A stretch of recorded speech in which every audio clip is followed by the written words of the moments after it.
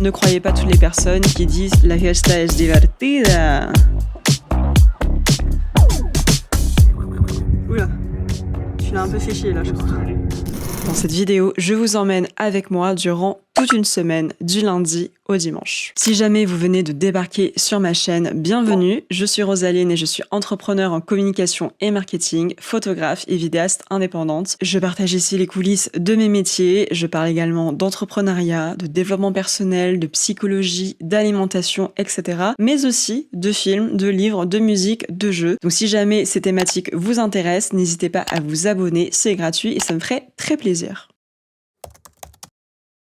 Aujourd'hui, nous sommes lundi 20 juillet et qui dit lundi dit nouvelle semaine. Donc j'avais envie de commencer par le commencement en vous parlant de ma morning routine, de ma routine du matin. Alors ne partez pas tout de suite, je ne vais pas vous faire une vidéo de youtubeuse beauté de 2015. J'avais plutôt envie de vous parler de mes petites habitudes, de mes rituels du matin pour me mettre dans de bonnes conditions, avoir une bonne énergie. Déjà, première chose, mon chronotype, c'est-à-dire mon profil de sommeil et celui du loup. Alors il y en a 4 principaux au total, représentés par des animaux. Je vous en ferai une vidéo dédiée à ce sujet un petit peu plus tard. Le profil du loup, c'est très simple, c'est tout simplement une personne qui a du mal à se lever le matin, qui a un pic d'énergie et de créativité plutôt l'après-midi et le soir, et qui va se coucher relativement tard. Et d'ailleurs, j'aimerais éclaircir un petit point. Ne croyez pas toutes les personnes qui disent qu'il faut se lever à 6 heures du matin pour être productif. Non, ça dépend de chaque personne. Écoutez votre corps. Le matin, comme ce n'est pas une période que j'apprécie particulièrement, j'aime bien être dans ma bulle. Et donc, je ne vais pas scroller sur les réseaux sociaux. Ça, c'est clair et net. Je mets toujours mon téléphone en mode silencieux, ne pas déranger. Comme ça, je n'ai pas les notifications. Je me fais pas submerger d'alertes, d'infos, etc. Ensuite, ce que je vais faire, c'est me préparer ma petite boisson du matin. Donc, ça peut être de temps à autre du café, mais je vous avoue que je suis plus quand même matcha. L'été, j'aime bien me faire un matcha latte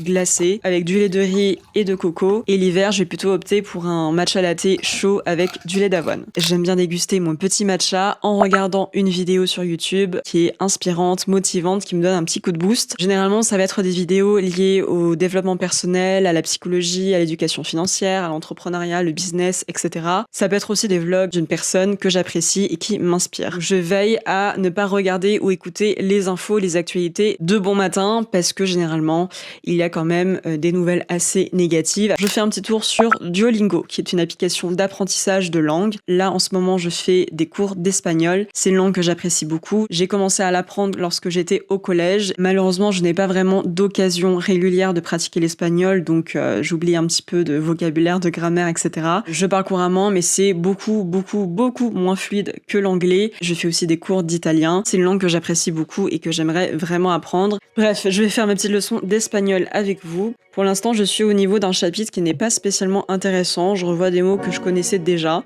Autobús. Bajo. Metro. Verde. Los bigotes son divertidos. Mira, zapatos verdes. La fiesta es divertida, pero soy introvertido. Bigote. Camiseta. Zapato.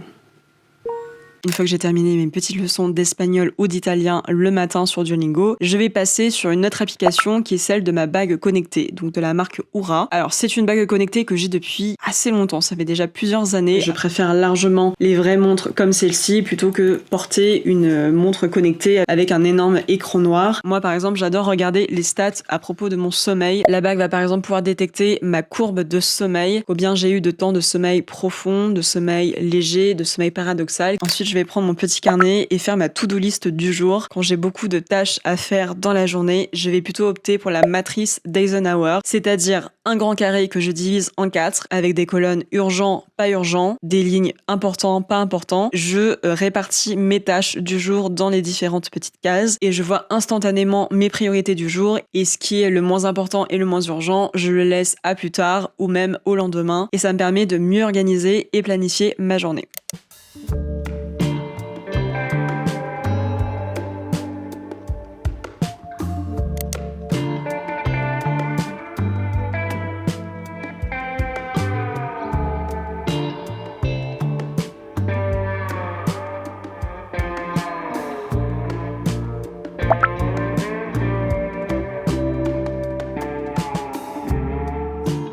Je profite de ce vlog pour partager avec vous une trouvaille que j'ai faite récemment. C'est ce petit appareil photo au look vintage de la marque Timelens. Le concept, c'est de recréer un appareil photo à l'ancienne, un petit peu comme les Kodak jetables de l'époque, tout en ayant les avantages d'une caméra moderne, digitale, avoir une carte SD, pouvoir recharger la caméra. On a tendance maintenant à prendre nos photos avec notre téléphone ou avec un appareil photo si vous en avez un. Et ce qui se produit très souvent, c'est qu'on prend 10 000 photos d'un paysage, d'un objet, d'une personne, parce qu'on veut avoir la photo parfaite. Et donc avec cet appareil qui ne comporte pas d'écran digital, il y a juste un mini écran qui vous permet de voir le niveau de la batterie et le nombre de photos que vous avez prises. Les photos sont plus naturelles, spontanées, authentiques. Personnellement, j'ai utilisé cette caméra pour la première fois lors d'un week-end à Annecy que j'avais fait mi-juillet. D'ailleurs, je vous glisse ici quelques clichés d'Annecy que j'ai réalisés avec l'appareil photo Timelens.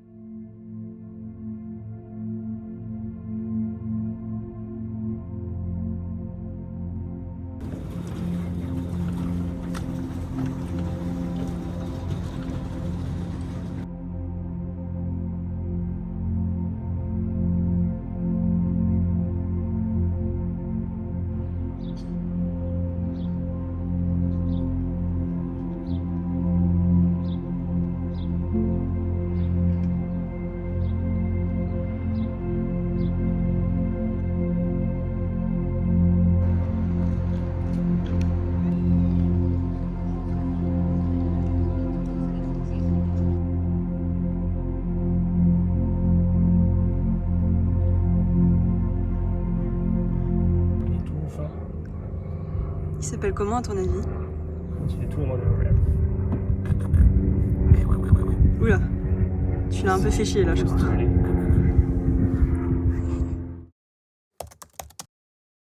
Ce matin, je me suis réveillée avec une excellente nouvelle. Vous savez, hier, j'ai bossé sur le montage d'une vidéo pour un client, pour un restaurant en l'occurrence, et j'ai appris ce matin que la vidéo a été validée, qui plus est, sans modification demandée. Elle a été postée sur le compte Instagram du restaurant en question. D'ailleurs, je vous mettrai la petite vidéo juste ici. En plus, avec eux, j'ai réalisé les photos de leur nouveau menu. Ça, pareil, ils étaient aussi très satisfaits. Parlons un petit peu de montage vidéo. Pour cette vidéo que vous avez vue, qui a duré un petit peu moins d'1 minute, j'ai mis en tout, je pense, 3-4 heures de travail entre le dérush, c'est-à-dire le tri des plans vidéo, le fait de structurer les différentes parties qu'il y aura et donc de faire des séquences cohérentes, le raccord entre l'image et le son du micro, l'habillage, c'est-à-dire tout ce qui va être transition, effets visuels, effets sonores, la musique de fond, les sous-titres, voilà, toutes les petites choses en fait qui habillent, comme son nom l'indique, la vidéo. Le tout m'a pris 3-4 heures de travail pour une vidéo de moins d'1 minute. La photo et la vidéo sont de plus en plus accessibles. Je dis pas que c'est une mauvaise chose. Je pense que ça aide aussi beaucoup de créateurs et créatrices de contenu à se lancer. Comme ça paraît accessible et facile pour le commun des mortels, forcément les gens se disent tu mets 10 minutes à cut et à mettre la musique, c'est super rapide, etc.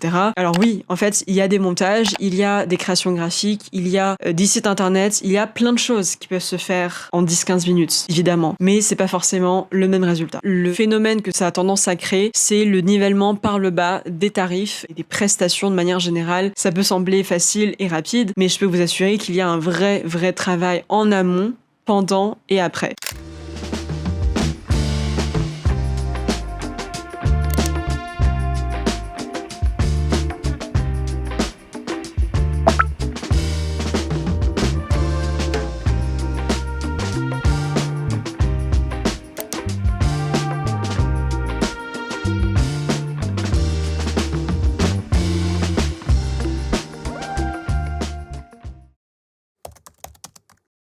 Je voulais travailler dans les finances, c'est un sujet qui m'intéressait. Et pourquoi? Enfin, genre, Je pense manque d'argent quand j'étais petite. ok.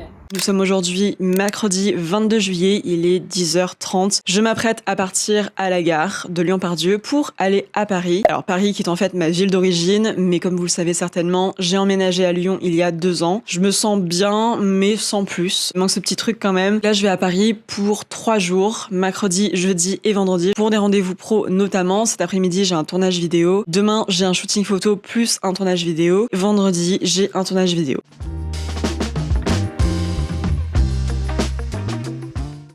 Bon les amis, je suis arrivée au lieu du tournage vidéo avec 25 minutes 20-25 minutes d'avance. Comme mon train arrivait à 13h20 à la gare de Lyon et que le restaurant est à côté, finalement j'ai marché à pied et je suis en avance, donc ça arrive très rarement. La sensation d'arriver en avance à un rendez-vous quand même.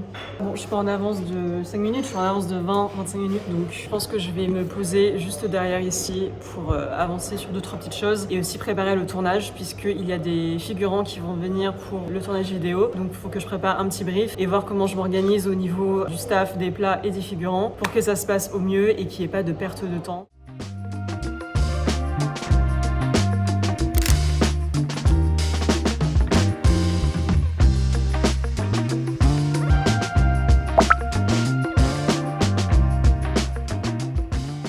Il est 16h, je suis à la Filecita, qui est un endroit que vous connaissez très certainement. Si vous avez regardé mon weekly vlog de novembre dernier, novembre 2025, c'est un endroit où je vais assez régulièrement parce que c'est vraiment spacieux, c'est tranquille, tu peux te poser avec ta boisson, ton petit café ou que sais-je, et t'es même pas obligé de consommer en plus pour te poser. Donc il y a vraiment des espaces assez cool. Là je suis en terrasse, je suis sur des retouches photos et du montage vidéo comme d'habitude.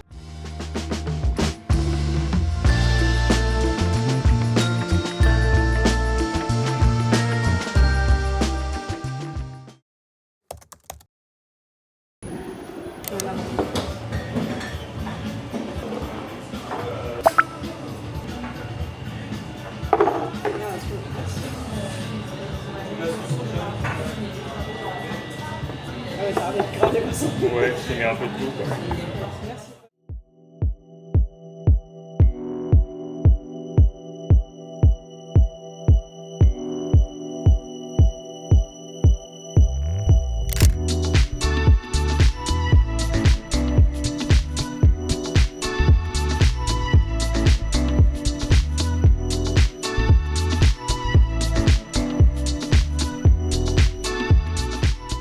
Qu'est-ce que tu fais encore à la Filecita? J'ai du montage vidéo et des retouches photos à faire comme d'habitude. Je vais rejoindre une amie, Laura, qui bosse aussi à son compte, qui est entrepreneur, etc.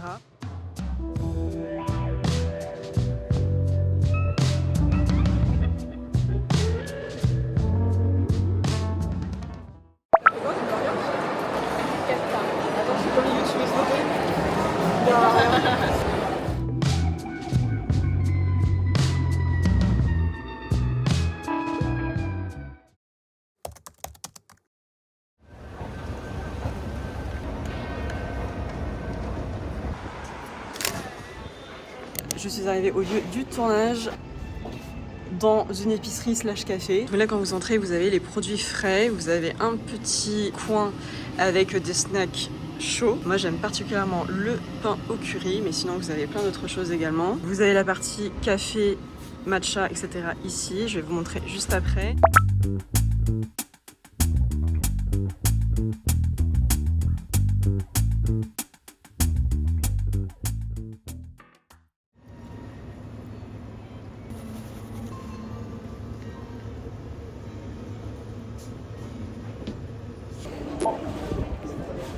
J'ai pris un mango matcha latte. Ils ont mis beaucoup de purée de mangue. Un matcha de cérémonie qui est très bon. Et j'ai pris un onigiri poulet teriyaki. Comme ça, je prends des forces avant le tournage vidéo avec les figurants qui arrivent à 14h30.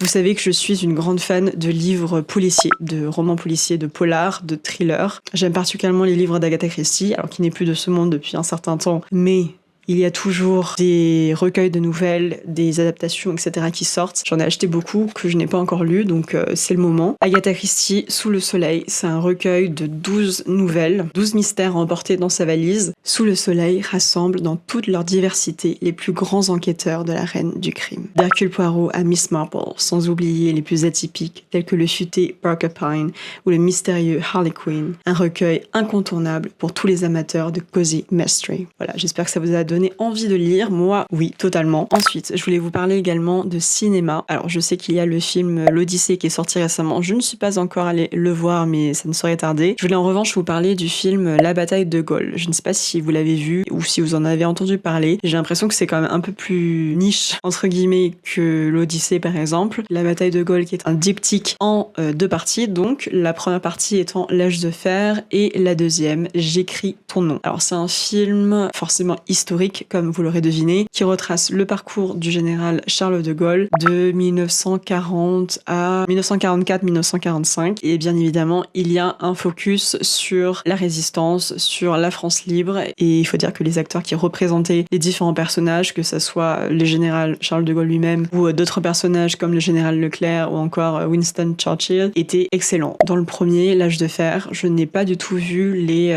je crois qu'il fait à peu près 3 heures. Je n'ai pas du tout vu les 3 heures passées. Bon, honnêtement, de manière générale, je suis pas non plus hyper pointilleuse sur la durée d'un film, etc. Je peux rester concentrée pendant un film de 3 heures, 4 heures sans aucun souci. Mais c'est vrai que dans certains films, il peut y avoir des longueurs qui rendent le film un petit peu plus fastidieux à regarder. À la fin du film, je me suis vraiment dit, ah ok, c'est déjà terminé. On veut savoir la suite. Limite, j'étais prête à rentrer dans une autre salle, vous savez, juste après pour pouvoir regarder la deuxième partie. Bon, évidemment, je ne l'ai pas fait, mais vous voyez ce que je veux dire. On avait vraiment envie de voir la suite. Bon, évidemment, ça tombait aussi sur les périodes les plus mouvementées de la Seconde Guerre mondiale. La deuxième partie, J'écris ton nom, est un petit peu plus centrée, bon, forcément, c'est l'histoire qui veut ça, mais c'est un peu plus centré sur une dimension politique, psychologique, de négociation. Donc, je sais qu'il y a certaines personnes qui ont trouvé qu'il y avait quand même pas mal de longueur. Voilà, ça m'a pas plus dérangé que ça. Donc, je vous recommande vivement d'aller voir ce film. Je crois qu'il est toujours en salle. Je pense que j'irai voir L'Odyssée une prochaine fois, peut-être le week-end prochain.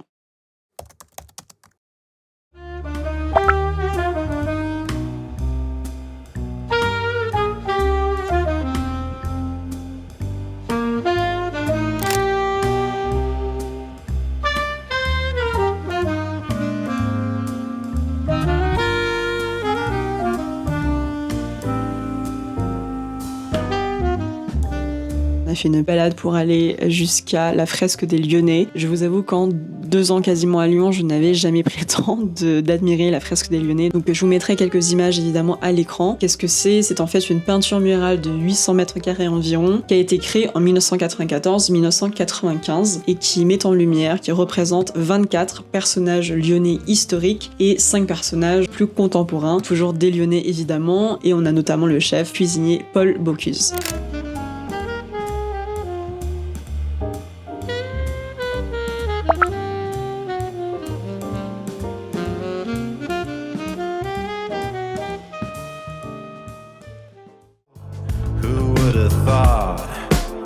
Stick around this long. It's just another time